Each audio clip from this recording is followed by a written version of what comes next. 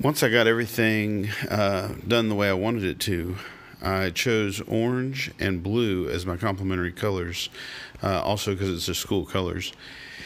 And I decided to start with the background, and I did all the background in orange first, simply adding a little bit more white to the orange each time that I did it. I didn't actually add any black. I should have added some black, but when you add black to orange, you get kind of a yucky brown color. And because of that, I didn't add any black to the blue either. Although black and blue look really pretty mixed together, but I didn't do it. So everything in this painting is actually a tint of the color, either tint of orange or a tint of blue. And I just mixed a little bit of white to my pile of orange each time. Actually, I pulled a little bit of orange to the side so I didn't mess up my original orange, which I also mixed together using yellow and red. And then I'd go back, I'd add a little bit more orange to the concoction and make it a little bit darker. Then I'd go add some more white, make it lighter. I just kind of went back and forth trying to mix up colors that I didn't already have. So I have several tints of orange.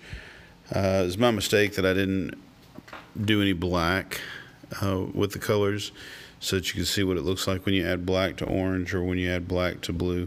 That is definitely an option, I think, with this assignment. And if you're using red, and green, black and red look really good together, mixed together. And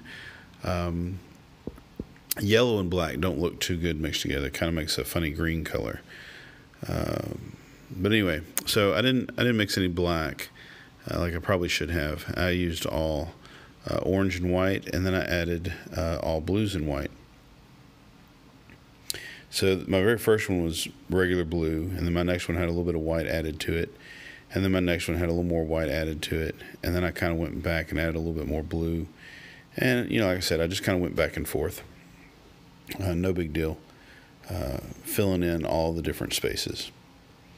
One of the keys to doing this is to be real careful on your edges and just kind of keep it clean. If you get out of line a whole lot, it ends up looking real messy, and that kind of destroys the overall look of it. So try and practice control over your brush and use it properly to get straight edges. Turn your paper if you have to. I got a little mistake right there on it, so I mixed up a whole new light blue and painted right over my mistake.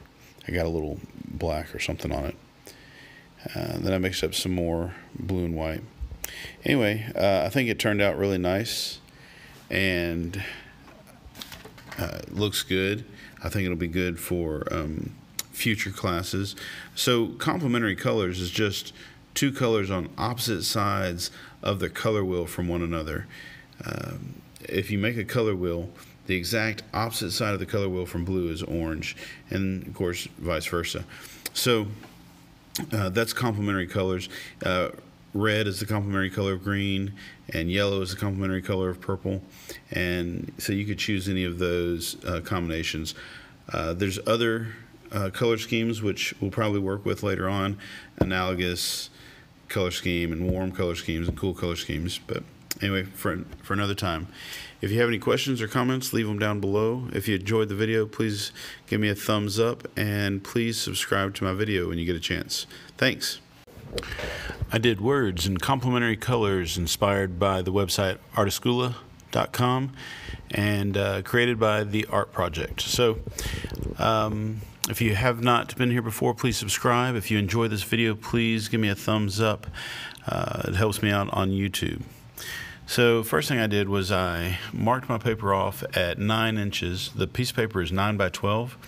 So I'm trying to get a square. So I measured over 9 inches and drew a straight line down. And then I'm going to divide that into 3-inch squares. So I put a mark of 3 on the 6 and then connected those straight down. And then I did the same thing from the top to the bottom. I put a mark on the 3 and the 6, 3 and the 6, and then I did it again on the other side, 3 and 6, and then I connected those across. So I had 9 squares, each one of them 3 inches by 3 inches. After that, I drew the letters for the word art.